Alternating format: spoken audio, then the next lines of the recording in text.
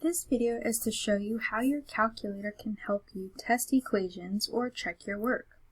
So we're going to start off with the more simpler equations and problems on how you might check your work, and then move on to a little bit more complex things that we'll talk about in another module. So let's say you just wanted to make sure that you multiplied something correctly. Let's say it was something with a fraction.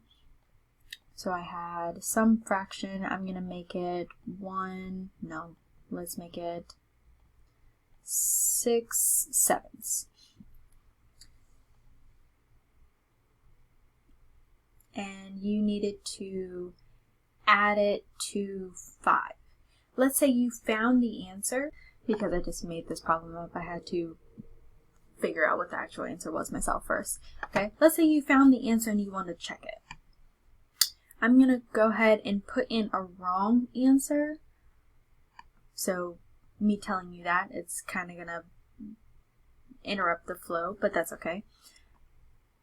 So I'm going to go into second math because I want to go into test and I want this equal sign. And let's say that I found that it was this fraction, 34/7.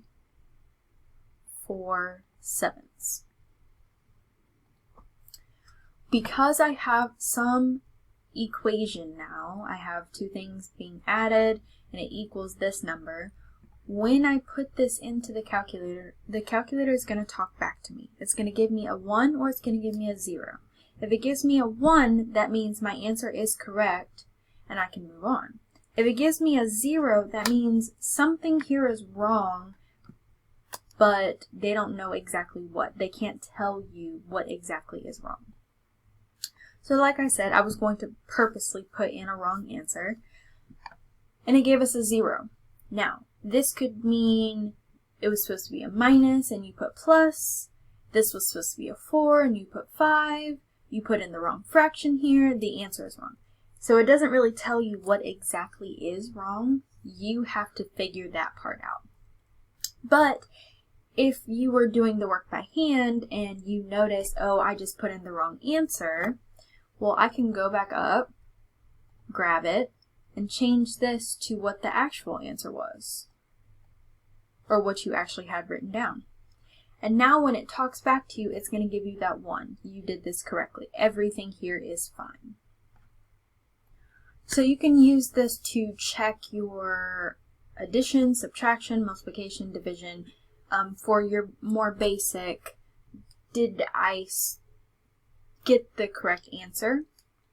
But you can also use that for when you're solving equations. So again, that'll be in a later unit. Let's say you were solving the equation 2x plus 6. So I'm just going to type it up here so you see what the equation is, but I'm not going to press enter. Let's say this was the equation you had to solve. 2x plus 6 equals 10. Let's say you did all the work and you found that x equals 2. Well, now I can put in 2 times 2 plus 6 equals 10.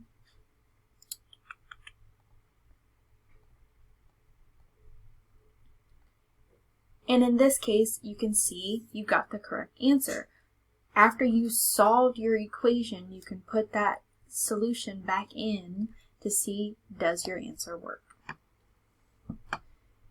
If you solved it and got something incorrectly, so I'm going to go back up and grab it. So let's say you solved this and you got 3 instead.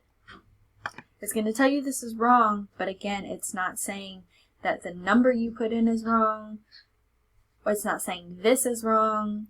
It's not saying that the symbols are wrong. It's not saying which part is wrong. So you have to figure that part out. Another thing you could have done is if you stored your answer as the variable, you could have put the equation in as is and still checked it. So let me do that. Let's say I found the answer was 2. I want to store it as x. And then I'm going to put that equation back in. 2x plus 6 equals, so second test, 10. Because I have 2 stored as x, this is basically the same problem as this.